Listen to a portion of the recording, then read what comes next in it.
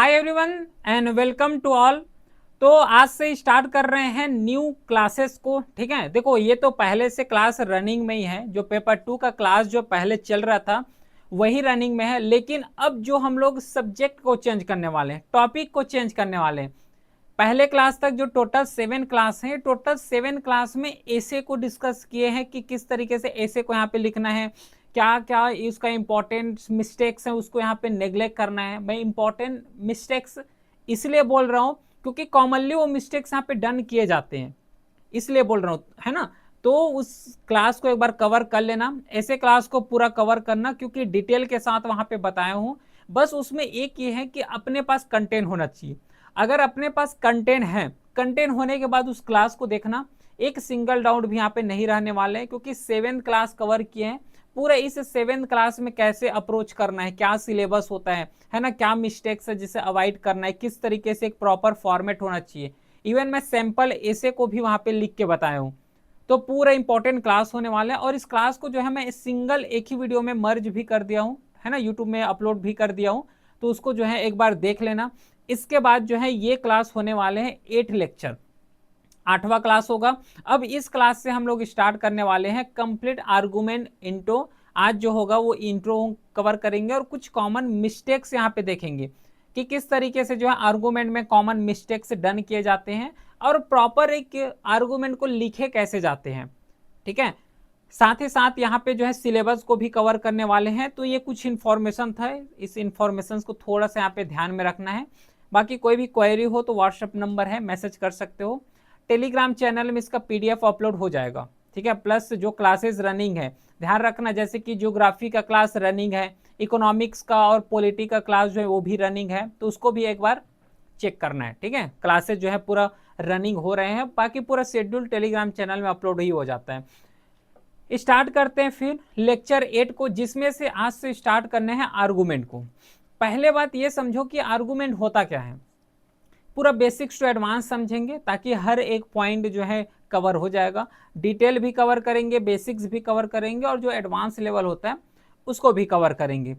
Argument का simple सा मतलब क्या होता है समझना। आर्गुमेंट जैसे कि हम लोग एक बोलते हैं कि फॉर लिख दिए, फॉर के साथ जो है अगेंस्ट लिख दिए, बस ये आर्गुमेंट हो गया। लेकिन देखो मोस्टली आर्गुमेंट ऐसे ही कवर करते अगर स्कूल लेवल में हो तब, क्योंकि आर्गुमेंट स्कूल वाले भी लिखते हैं, आर्गुमेंट जो है यूपीएससी में भी लिखना होता है। तो इसमें मेजर डिफरेंसेस क्या होना चाहिए, मेजर डिफरेंसेस जो होता है वो लेवल का डिफरेंस होता है कि एक्चुअल में किस तरीके से लेवल में जाके, यूपीएससी का जो लेवल होता है उस लेवल में जाके आर्गुमेंट को यहाँ पे राइट कर रहे हैं। कई यहाँ पे जो है पॉइंट्स निकल के आते हैं, उस पॉइंट को डिस्कस करते हैं। जैसे देखो स्कूल में जो आर्गुमेंट, अगर मैं इसलिए कंपेयर कर रहा हूँ ताकि एक समझ आ जाए, क्योंकि बहुत से स्टूडेंट ऐसे होते हैं कि एक तो पेपर 2 का अच्छे से प्रिपेयर नहीं करते, जब प्रिपेयर करके नहीं जाते और एग्जाम हॉल में बैठते हैं तो स्कूल वाला ही आर्गुमेंट लिख के जाते हैं, जो कि बहुत ज़्यादा यहाँ पे अनसीन हो जाते हैं, है ना, उतना ज़्यादा रीडेबल भी नहीं होते और न ही उतना ज़्यादा इम्पेक्ट आता है जो एग्जामिनर जो चेक कर रहे हैं कॉपी को। तो हमारा क्या यहाँ पे एम होना चाहिए कि स्कूल वाला हमें आर्गुमेंट नहीं लिखना है, हमें जो आर्गुमेंट लिखना हो क्लियरली जो सीएपीएफ का स्टैंडर्ड है, जिस लेवल में पूछे जाते हैं उस लेवल को ध्यान में रखते हुए आर्गुमेंट लिखना है। बाकी आर्गुमेंट का फॉर्मेट क्या होता है ये सब क्लासेस में डिस्कस करेंगे। इवन मैं सैंपल कॉपी भी यहाँ पे दिखाऊंगा जिसके थ्रू जो है समझ आ जाएगा कि किस तरीके से आर्गुमेंट लिखे जाते हैं। तो बस ये ध्यान रखना है कि जो आर्गुमेंट होता है फॉर में लिखे जाते हैं और अगेंस्ट में लिखते हैं। मतलब क्या, जैसे कि कोई टॉपिक दे दिए, जैसे कि सिंपल से एक एग्जांपल लेते हैं, यूनिफॉर्म सिविल कोड यूसीसी। अब ये जो यूनिफॉर्म सिविल कोड है तो इसको इम्प्लीमेंट होना चाहिए कि नहीं होना चाहिए। अब इसके बेस में आर्गुमेंट पूछेंगे कि uniform civil should uniform civil code implemented और नॉट, या फिर यूनिफॉर्म सिविल कोड इम्प्लीमेंटेड। अब इसके बेस में हमें क्या करना है, आर्गुमेंट लिखना है। अब आर्गुमेंट लिखोगे तो सबसे पहले क्या करना है, उसका फॉर लिखोगे, फॉर लिखने के बाद उसका अगेंस्ट लिखोगे। लेकिन ये भी चीज होता है कि जैसे कि अगर मैं इसका फॉर में लिख रहा हूँ, है ना, फॉर में अगर मैं लिख रहा हूँ यूसीसी के बारे में, तो अगर मैं कोई पॉइंट दे रहा हूँ, ठीक है, अगर मैं कोई चीज का पॉइंट दे रहा हूं तो अपने साथ इविडेंसेस जरूर लिखना, इविडेंसेस जरूर लिखना। जो आर्गुमेंट होता है, आर्गुमेंट में सबसे ज्यादा मार्क्स यहाँ पे फेच करने का बेस्ट तरीका यही होता है कि हमें एविडेंस बेस्ड लिखना है। जैसे कि जो है यूनिफॉर्म सिविल कोड अगर इंप्लीमेंट करते हैं तो बहुत सारे फायदे होते हैं, इस तरीके से लिखोगे। तो फायदे क्यों होते हैं, अपने पक्ष में कोई एविडेंसेस तो होना चाहिए। अब ये एविडेंसेस को चाहे तो कोई जजमेंट है तो जजमेंट के बेस में लिख लो, या फिर अपने पास कोई डाटा पड़ा हुआ है तो डाटा के बेस में लिख लो। अगर इससे रिलेटेड कोई स्कीम्स लाए गए हैं, स्कीम को लिख लो। अगर इससे रिलेटेड अगर कोई आर्टिकल्स पता है तो आर्टिकल लिख लो। अब ये जो सब चीज मैं बता रहा हूं ना, ये ऐसे जब क्लास कवर कर रहे थे तो उस ऐसे क्लास में भी कवर किया इस चीज को, कि डाटा हो, जजमेंट हो, स्कीम हो, इन सबको कोट कर सकते हो।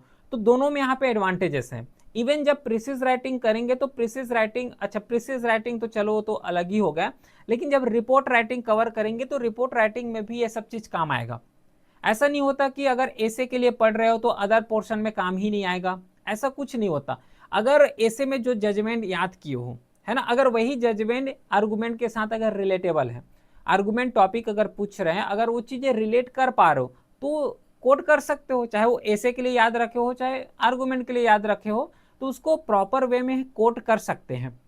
समझ पा रहे हो? तो judgement, data, facts, scheme, at least इसको प्रॉपर वे में एक नोटबुक अगर होगा तो नोटबुक में थोड़ा सा उसको लिख लेना और मल्टीपल रिवाइज करना, ये बेस्ट तरीका होता है कवर करने का। तो फॉर में अगर कोई भी चीज लिख रहे हो तो बेस्ट वही है कि इसका एविडेंसेस दोगे। मैं एग्जांपल दूंगा, है ना, अभी तो पूरा क्लास स्टार्टिंग हुआ है, अभी आगे क्लास आने वाले उसमें कवर करेंगे। तो एविडेंसेस समझ आ गया। अब अगर फॉर लिख रहे हो तो उसका अगेंस्ट भी लिखोगे। अभी मैं फॉर्मेट में नहीं आ रहा हूँ, है ना, मेजरली हम लोग बात करते हैं फॉर और अगेंस्ट दो ही चीज में लिखना होता है। फॉर्मेट में मैं अभी आऊंगा, लेकिन अभी के लिए थोड़ा सा इसको समझो। फॉर लिखोगे और यहाँ पे अगेंस्ट लिखोगे। अगर अगेंस्ट भी लिख रहे हो ना तो यहाँ पे भी हमें एविडेंसेस देना पड़ेगा, एविडेंसेस दोगे। अब ये एविडेंसेस चाहे जजमेंट में दो या फिर डाटा में दो, स्कीम हो गया, आर्टिकल्स हो गए, कुछ भी फील्ड में दे लो, लेकिन हमें एविडेंसेस यहाँ पे देना पड़ेगा जिससे अपने बात को यहाँ पे प्रूफ कर सको।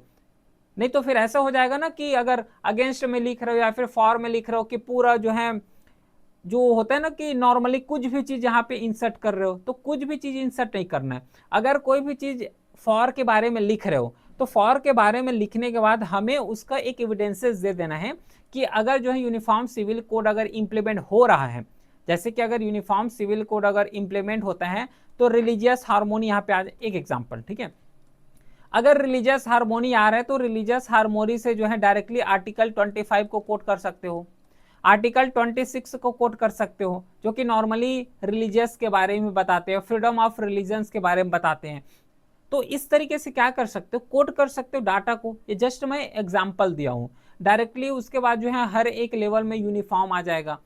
अब कुछ चीज और यहाँ पे ध्यान रखना है कि कोई भी चीज अगर फॉर में लिख रहे हो, अगेंस्ट में लिख रहे हो, तो उतना ज्यादा हमें एक्सट्रीमिज्म की तरफ नहीं जाना है, ठीक है, एक्सट्रीमिस्ट की तरफ नहीं जाना है, एक बैलेंस अप्रोच लेके चलना है। कोई भी चीज लिखो, चाहे मैं ऐसे में भी वही चीज बताया हूं कि उतना ज्यादा एक्सट्रीमिज्म में नहीं जाओगी, चाहे वो रिपोर्ट राइटिंग करो, चाहे प्रीसिज राइटिंग करो, है ना, चाहे कॉम्प्रिहेंशन इवन, तो इन सब चीज में पूरा न्यूट्रल ही रहना है। कोई भी चीज में उतना ज्यादा एक्सट्रीमिज्म की तरफ नहीं जाना है जिससे बहुत ज्यादा निगेटिविटी आ जाए, ठीक है, तो उतना ज्यादा हमें एक्सट्रीमिज्म में नहीं जाना है, न्यूट्रल में रहोगे, एविडेंसेस दोगे। बाकी सिलेबस से थोड़ा सा मैं स्टार्ट कर रहा हूँ, ये तो और कुछ पॉइंट्स बताया हूँ।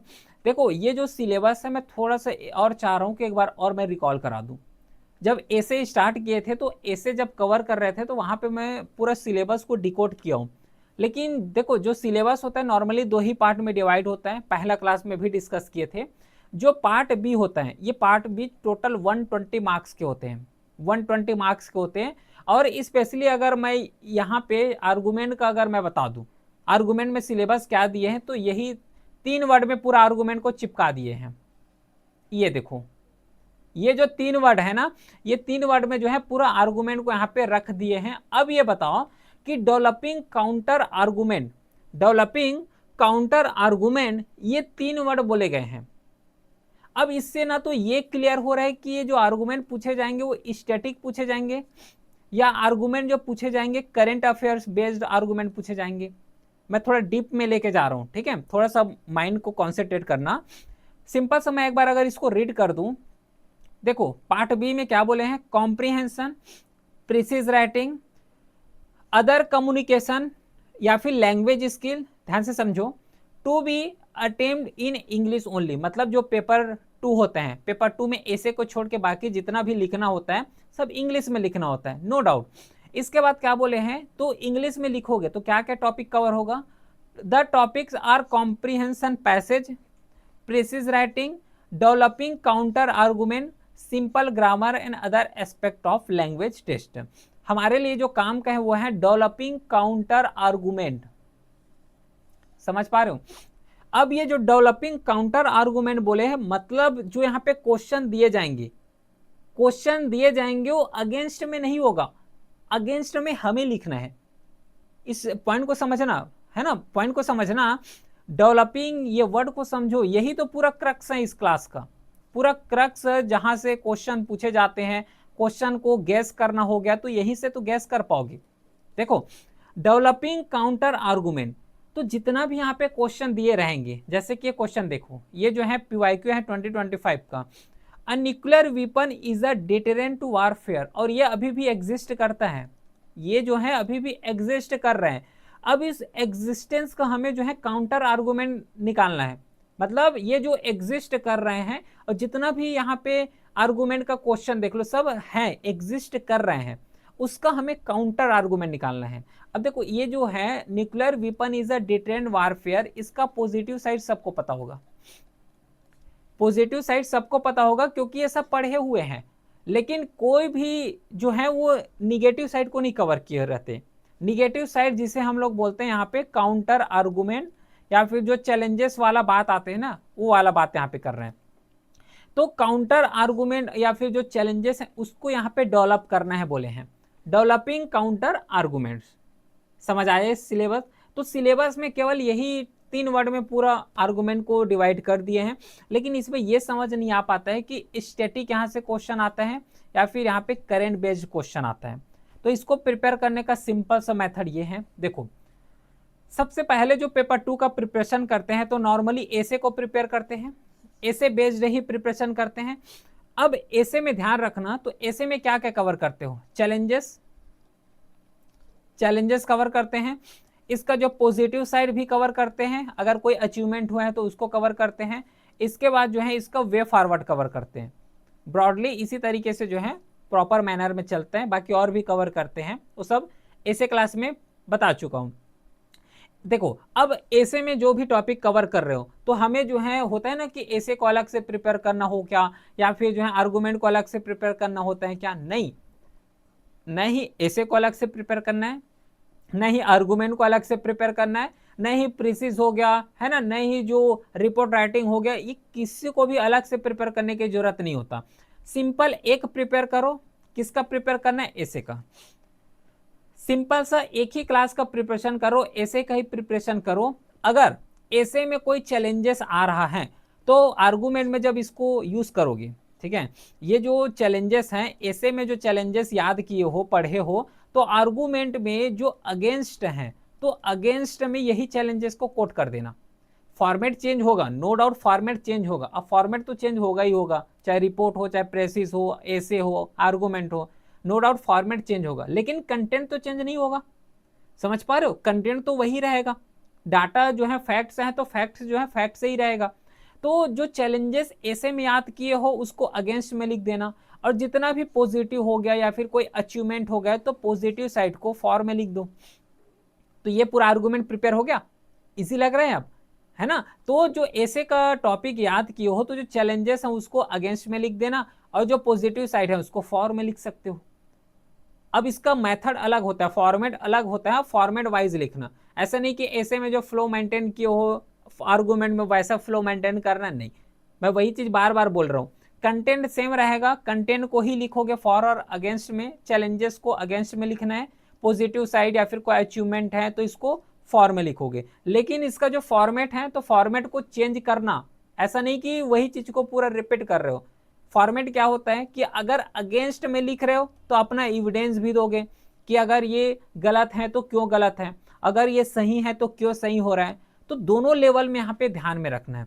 लेकिन अगर based on previous year question paper analysis, mostly जो क्वेश्चन आर्गुमेंट में पूछे जाते हैं वो करेंट ओरिएंटेड ही पूछते हैं। अगर न्यूज में है तो न्यूज वाले ही यहाँ पे मोस्टली करंट ओरिएंटेड पूछते हैं। बाकी ऐसे का टॉपिक है, ऐसे में जब क्लास में जब कवर किए थे तो यहाँ पे मैं स्टैटिक पोर्शन भी बता चुका हूँ।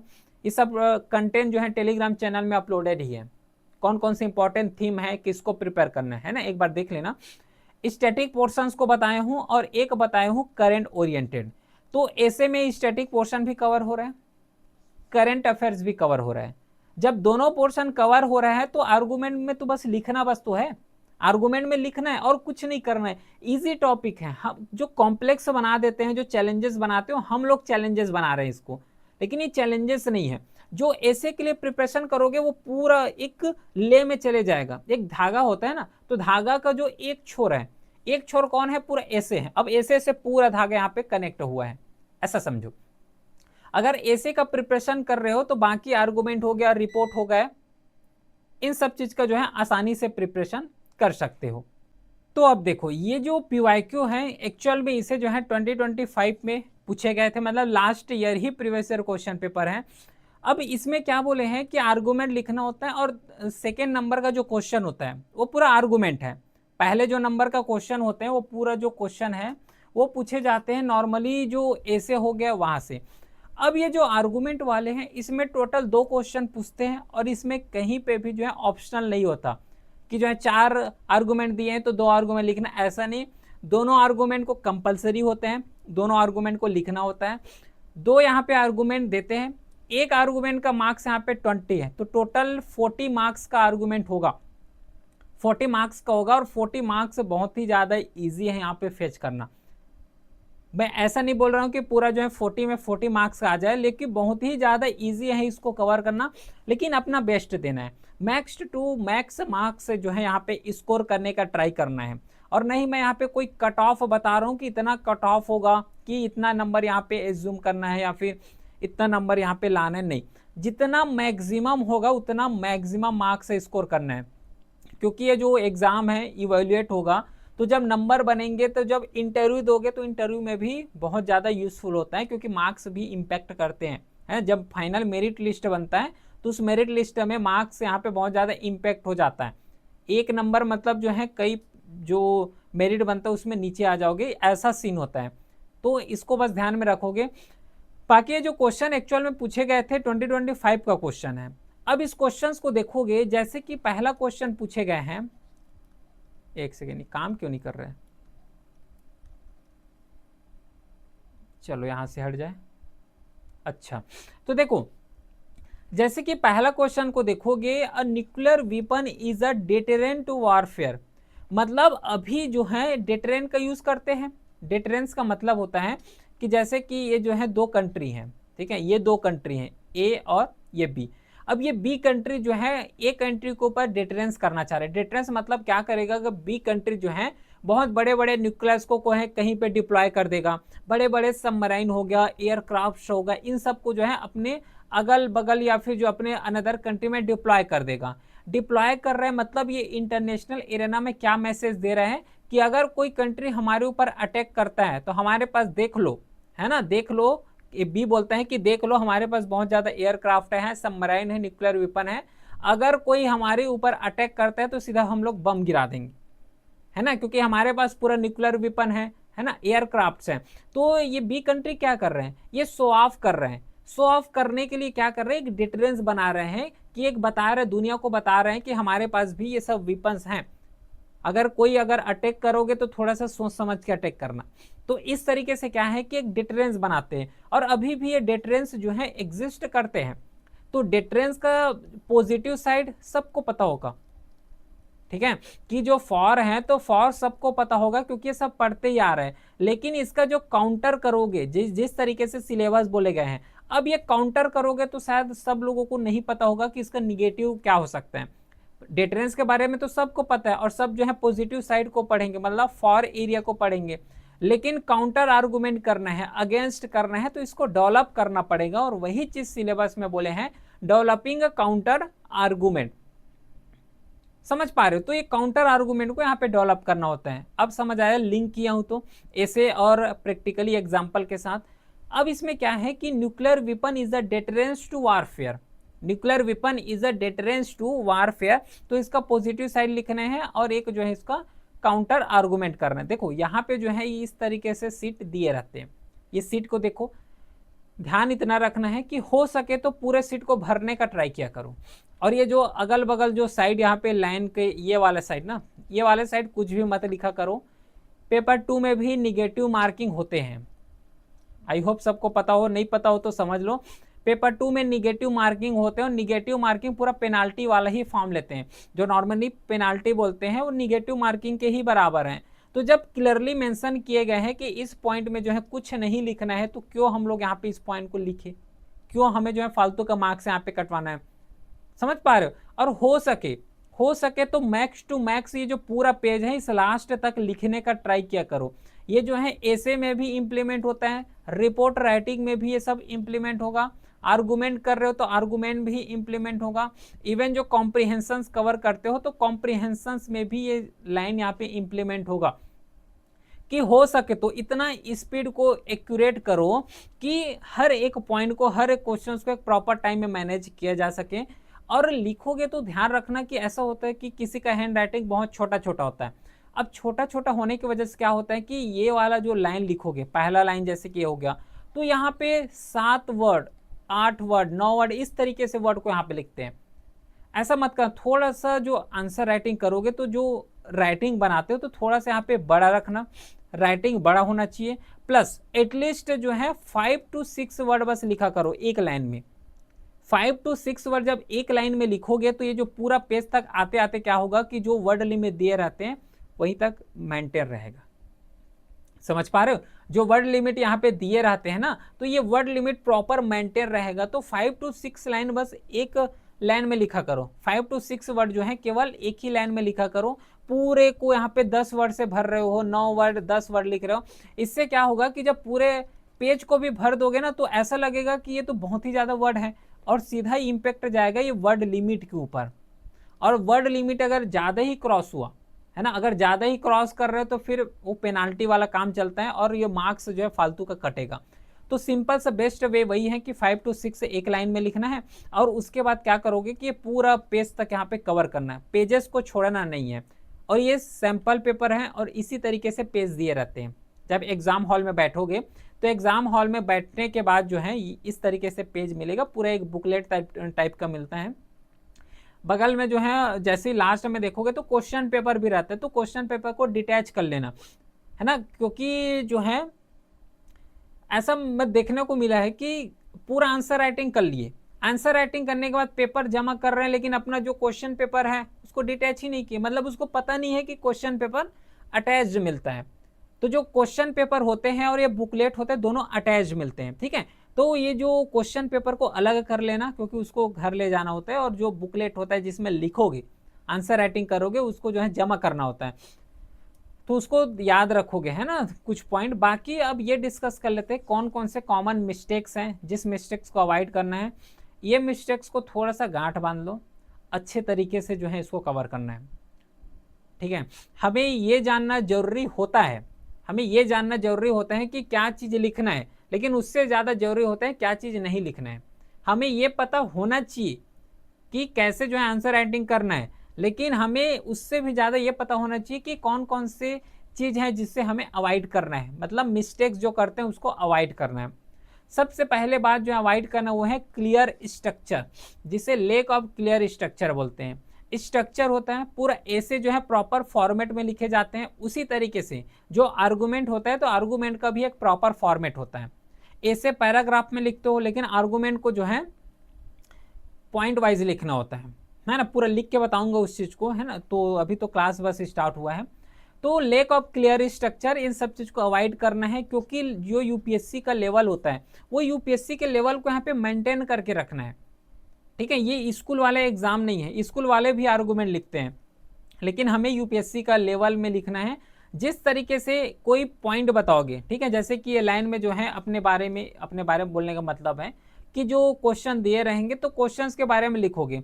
अब क्वेश्चन लिखोगे तो एक फॉर में अगर लिख रहे हो तो फॉर के बाद अपना एग्जाम्पल दे दो, अपने से एग्जाम्पल दे दो, या फिर अगर कोई इविडेंसेस अगर मिल रहे हैं इसके बेस में तो इविडेंसेस दे दो। तो इस तरीके से लिखोगे तो एक प्रॉपर फॉर्मेट मेंटेन रहेगा, प्रॉपर फॉर्मेट जो है ये मेंटेन रहेगा। इसके बाद जो है ये चीज को बताया भी हूं कि जो एक्सट्रीमिज्म होता है, जो बायस स्टैंड होता है, इन सब चीज से बच के रहना है। उतना ज़्यादा हमें पहले बात एक्सट्रीमिज्म की तरफ नहीं जाना है कि अगर कोई भी चीज़ सही है तो बिल्कुल सही है, अगर कोई गलत है तो बिल्कुल ही गलत हो रहा है। तो इस तरीके से जो एक्सट्रीम वाले वर्ड भी होते हैं ना, जैसे कि सेल्डम हो गया, है ना, इस बहुत एक्सट्रीमिज्म वाले वर्ड हैं, सब टेलीग्राम चैनल में हैं। तो जितना भी जो एक्सट्रीमिज्म वाले वर्ड होते हैं, इस सब एक्सट्रीमिज्म को यहाँ पे अवॉइड करोगे। प्लस कहीं पे भी हमें बायस नहीं होना है, ठीक है, जितना हो सके उतना न्यूट्रल पॉइंट रखना है, न्यूट्रल ही रहोगे, चाहे ऐसे लिख रहे हो चाहे आर्गुमेंट लिख रहे हो, हर एक पॉइंट में न्यूट्रल रहना है। क्योंकि हमें यहाँ पे किसी की तरफ बायस अगर हो रहे हो, अगर बायस हो जा रहे हो तब तो ये तो फिर निगेटिव इम्पैक्ट पड़ेगा ही पड़ेगा, नो डाउट। तो बायस नहीं होना है, जितना हो सके उतना न्यूट्रल ही रहना है, जितना रिलेवेंट एग्जाम्पल है उसी को कोट करना है, अनरिलेवेंट नहीं करना है, इरिलेवेंट एग्जाम्पल नहीं देना है। अगर डाटा नहीं पता है, अगर फैक्ट्स नहीं पता है ना, एग्जाम्पल अगर नहीं पता है तो रैंडमली किसी का भी एग्जाम्पल किसी वाले क्वेश्चन में इंक्लूड नहीं करना है। अगर नहीं पता है तो मत लिखना, नहीं पता है, अगर डाटा कोटा अगर कुछ भी नहीं पता है, कोड भी अगर नहीं पता है तो मत लिखना। लेकिन दूसरे का एग्जाम्पल दूसरे में ऐड कर रहे हो, दूसरे पैराग्राफ का एग्जाम्पल तीसरे में ऐड कर रहे हो, तो ये क्या होगा, पूरा यहाँ पे जो क्वेश्चन लिखते हो एक तो फ्लो मेंटेन यहाँ पे बिगड़ेगा, फ्लो तो बनेगा ही नहीं। उसके बाद जो है इनरिलेवेंट जब एग्जाम्पल देखो, एग्जाम्पल लिखोगे या फिर डाटा फैक्ट्स कोट करोगे तो जो चेक करेंगे वो भी यहाँ पे कंफ्यूज हो जाएंगे कि कहाँ कहाँ का डाटा यहाँ पे ऐड कर रहे हैं, तो यहाँ पे फिर से मार्क्स कटेगा। तो जो रिलेवेंट एग्जाम्पल है, जो रिलेवेंट डाटा है, कोट है, जजमेंट स्कीम है, इन्हीं बस को ऐड करना है, बाकी इरेलेवेंट को हटा दो। जो टॉपिक डिमांड है उस टॉपिक को थोड़ा सा यहाँ पे इग्नोर नहीं करना है। जो क्योंकि देखो ऐसे में जो most important topic, most important theme ये सब कवर किए हैं, तो वही टॉपिक को कवर करोगे। प्लस अपने से लगता है कि कोई और ये इंपॉर्टेंट टॉपिक आ रहा है तो उसको कवर करना है, लेकिन जो टॉपिक ज़्यादा डिमांडेड है उसको यहाँ पे नेग्लेक्ट नहीं करोगे। इमोशनल लैंग्वेज का यूज़ मत करना, है ना, इमोशनल लैंग्वेज का यूज़ यहाँ पे नहीं चलेगा। क्योंकि देखो होता है ना कि किसी को अगर आर्गूमेंट लिख रहे हो या फिर थोड़ा सा इमोशनली ब्लैकमेल करने का ट्राई कर रहे हैं, ऐसे लिख रहे हो तो थोड़ा सा इमोशनली यहाँ पे पॉइंट डाल देते हैं, ऐसे पॉइंट यहाँ पे डल जाते हैं जो कि कुछ ज़्यादा ही इमोशनल वे में होते हैं। और अगर उसको इमोशनल लैंग्वेज में अगर लिखोगे तो फिर कैसे चेक कर पाएंगे। अभी हम लोग क्या सोचते हैं कि अगर इमोशनल तरीके से लिख रहे हैं तो शायद जो चेक कर रहे हैं वो इमोशनल हो जाए, इमोशनल हो जाएगा तो शायद जो है मार्क्स यहाँ पे ज़्यादा दे देंगे, ये लॉजिक बनता है। लेकिन ये लॉजिक काम नहीं आने वाला है, लॉजिक जो है कहीं काम नहीं आता। तो हो सके तो जितना भी यहाँ पे लैंग्वेज यूज़ करोगे पूरा प्रैक्टिकल लैंग्वेज यूज़ करना। प्रैक्टिकल लैंग्वेज यूज़ करने के साथ इतना ज़्यादा जो हाई फाई वाले वर्ड होते हैं, ये हाई फाई वाले वर्ड को यहाँ पे नहीं लिखना है, ठीक है, क्योंकि हमें अपने कॉपी को चेक कराना है। जब अपना कॉपी को चेक कराओगे तो एटलीस्ट जो चेकर हैं, जो कॉपी चेक करने वाले समझ भी तो पाए हमें अपना जो मनोबल है, हमारा जो कैपेसिटी है, हमें जो इतना हाई फाई इंग्लिश का वर्ड आता है, ये सब चीज़ जो है आंसर राइटिंग में लिखने की जरूरत नहीं है। क्योंकि आंसर राइटिंग जब ऐसे कवर कर रहे थे तो वहाँ भी वही चीज़ बोला हूँ, क्योंकि जो आंसर राइटिंग है पेपर 2 है, ये पूरा नॉलेज का टेस्ट नहीं होता। नॉलेज का टेस्ट जो है पेपर 1 में हो गया है, जितना नॉलेज दिखाना था सब पेपर 1 में दिखा चुके हैं। अब बारी आता है पेपर 2 में, जिसमें से पूरा क्रिटिकल थिंकिंग का काम है। ये जितना सिंपल लैंग्वेज हो सके उतना ही सिंपल लैंग्वेज का यूज़ करना है। ऐसा लैंग्वेज यूज़ करो थोड़ा सा यहाँ पे अंडरस्टैंडेबल हो, अंडरस्टैंडेबल के साथ ही साथ सिंपल होना चाहिए। उतना ज़्यादा हाइपन वर्ड जो होता है, हाई फाई वाले वर्ड होते हैं, उसको यहाँ पे यूज़ नहीं करना है, ठीक है, क्योंकि ये क्रिटिकल थिंकिंग के बेस में है। जितना सोच सकते हो उसको हाई फाई करो, समझ पा रहे हो, जितना सोच सकते हो उस सोच को हाई फाई करना है, लेकिन इस तरीके से जो है वर्ड को हाई फाई नहीं करोगे। ग्रामर और लैंग्वेज इन सब में ध्यान दोगे। जितना भी पेपर यहाँ पे लिखोगे, चाहे इवन ऐसे लिखो, इवन रिपोर्ट राइटिंग करो, आर्गुमेंट करो, कॉम्प्रिहेंशन करो, ये जो ग्रामर और ये जो लैंग्वेज वाला एरर है ना, थोड़ा सा यहाँ पे बच के रहना। अब ये कैसे बच सकता, जितना ज़्यादा प्रैक्टिस करोगे उसी तरीके से, प्रैक्टिस ही पूरा ऑल अबाउट यहाँ पे की होता है पेपर 2 का, और सबसे ज्यादा आंसर राइटिंग का, है ना। ग्रामर तो चलो ठीक है, ग्रामर को जितना ज्यादा रिवाइज करोगे वो वहां से हो जाता है, लेकिन उसमें भी प्रैक्टिस जरूरी है। लेकिन जो आंसर राइटिंग वाले पोर्शन आता है तो आंसर राइटिंग पूरा ऑल अबाउट प्रैक्टिस का होता है। जितना ज्यादा आंसर राइटिंग प्रैक्टिस करोगे उतना ही ज्यादा समझ आएगा कि अगर इस टाइप के क्वेश्चन आ रहे हैं तो इसको इस तरीके से हैंडल करना है। अब जब जब भी आंसर राइटिंग करते हो तो आंसर राइटिंग करने के बाद एक बार खुद का जो पेज होता है कि एक्चुअल में लिखे क्या हो, उसको खुद से इवोल्यूएट करना। इवोल्यूएट करने के बाद जो है ये समझ आएगा कि एक्चुअल में जो यहाँ पे लिखे हुए हैं ये इस तरीके से लिखना था, या फिर यहाँ पे गलती हो गए, या फिर ग्रामर मिस्टेक हो गए। ये सब कब समझ आएगा? जब इसको खुद से इवोल्यूएट करोगे, एक बार खुद से पढ़ना। जब भी आंसर राइटिंग प्रैक्टिस करते हो तो आंसर राइटिंग प्रैक्टिस करने के बाद जो भी लिखे हो उस लिखने के बाद जो है एक बार अपने से पढ़ना, और अपने से पढ़ने के बाद उसको एनालाइज करना, उसको अपने से जो है एनालाइज करना। क्या एनालाइज करोगे? कि यहाँ पे ग्रामर ठीक है कि नहीं है, जो फ्लो मेंटेन होना था वो फ्लो मेंटेन हुआ है कि नहीं हुआ है, यहाँ पे कुछ अलग तरीके से लिखे जा सकते थे क्या। तो इस तरीके से जब अपना मिस्टेक्स जो है इम्प्रूव करोगे, अपना मिस्टेक्स को जब पहचानोगे तो ये जो है एक इम्प्रूवमेंट की लेवल में लेके जाएगा, और जिस तरीके से जो है CPF में पूछते हैं उसी लेवल में जाएगा, और बेस्ट टू बेस्ट परफॉर्मेंस यहाँ पे दे पाओगे। तो अल्टीमेटली जो है आर्गूमेंट में भी जो है पूरा प्रैक्टिस है, ऑल अबाउट प्रैक्टिस है। जितना प्रैक्टिस करोगे उतना ज़्यादा यहाँ पे बेनिफिशियल होगा। टाइम मैनेजमेंट जो होता है ना वो सब यहीं पे सीख जाओगे। उसी के साथ पैराग्राफ को लिंक भी करना है। ये बोलोगे कि आर्गूमेंट को तो पॉइंट वाइज लिखना होता है, तो पॉइंट वाइज में पैराग्राफ कैसे लिंक करोगे? हिडन बता रहा हूं मैं। इस चीज को बहुत लोग वही बोलेंगे कि जो पैराग्राफ है तो पैराग्राफ का जो लिंकेजेस होता है तो मेनली जब ऐसे राइटिंग करते हैं तो ऐसे में पैराग्राफ लिंक होता है, लेकिन यहाँ पे लिंक कैसे करेंगे ये जब मैं प्रैक्टिस कराऊंगा तो वहां पे बताऊंगा। लेकिन बस इतना समझो कि पैराग्राफ से यहाँ पे लिंकेजेस बहुत ज्यादा जरूरी है। अब ये लिंक कहाँ से करोगे? तो बहुत ही ज्यादा इंपॉर्टेंट मैं लिंकिंग वर्ड डाला हूं, शायद जो है ऐसे क्लास, ये तो 8 चल रहा है, 6 या फिर 7, जब ऐसे क्लास कवर हो रहा था क्लास 6 या फिर 7 इसी में, वहां पे मैं बहुत ही ज्यादा इंपॉर्टेंट जो बार बार रिपीटेडली वे में यूज कर सकते हो उस तरीके के जो है पूरा जो इंपॉर्टेंट लिंकिंग वर्ड है उसको डाला हूं टेलीग्राम में। वहां से उसको एक्सेस करना, एक बार रीड करना। अगर बट आ रहा है तो बट के जगह और कौन कौन से वर्ड यूज कर सकते हो, अगर एंड आ रहे हैं तो एंड के जगह और कौन कौन से वर्ड यूज कर सकते हैं, आल्दो के जगह कौन कौन से और अदर वर्ड यूज कर सकते हैं, जो कि नॉर्मली एक पैसेज को सेकंड पैसेज के साथ लिंक करेगा। तो लिंकिंग यहाँ पे जरूरी है। एक पैराग्राफ को अगर दूसरे पैराग्राफ के साथ अगर लिंक करते हो, बल्कि पॉइंट फॉर्मेट में लिखा हुआ है, लेकिन जब लिंक करोगे तो फिर से फ्लो मेंटेन बनेगा। अब फ्लो मेंटेन बनेगा तो अगर खुद सोचो कि यहाँ पे अगर फॉर बता रहे हो तो पूरा यहाँ पे फॉर को ही बताओगे, मतलब पॉजिटिव को बताओगे, फ्लो मेंटेन रहेगा। इसके बाद जब इसका अगेंस्ट को बताओगे तो अगेंस्ट का फ्लो मेंटेन रहेगा।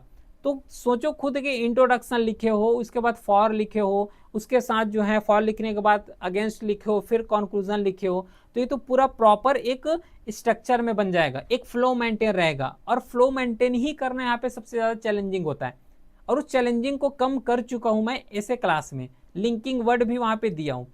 तो इसको यहाँ पे ध्यान में रखोगे। प्लस जो वर्ड लिमिट है, तो वर्ड लिमिट के बारे में बताया हूँ कि वर्ड लिमिट को इग्नोर नहीं करना है। जितना ज्यादा वर्ड लिमिट को क्रॉस करोगे उतना ज्यादा यहाँ पे चांसेस है कि मार्क्स कम हो जाएगा। और ऐसा नहीं कि वर्ड लिमिट अगर 300 का दिया हुआ है तो केवल 150 ही वर्ड लिख के आ रहे हैं, ऐसा भी नहीं करना है। प्रोबेबली जितना वर्ड लिमिट दिया रहता है उतना ही वर्ड लिमिट को टच करने का ट्राई करना। हल्का इधर उधर चलता है नो डाउट, लेकिन वर्ड लिमिट को ही कवर करोगे। बाकी ये तो कुछ इंपॉर्टेंट पॉइंट्स जो कि आर्गूमेंट से रिलेटेड यहाँ पे डिस्कस किए हैं। कोई भी क्वेरी होता है तो व्हाट्सएप नंबर है, मैसेज कर सकते हो। टेलीग्राम चैनल में इसका PDF जो है अपलोड हो जाएगा, तो वहीं से इसको एक्सेस कर सकते हो, लिंक भी डिस्क्रिप्शन में दिया हुआ है। फिर मिलते हैं क्लास 9 के साथ, लेक्चर 9 के साथ। तब तक के लिए thank you, well done, have a great day.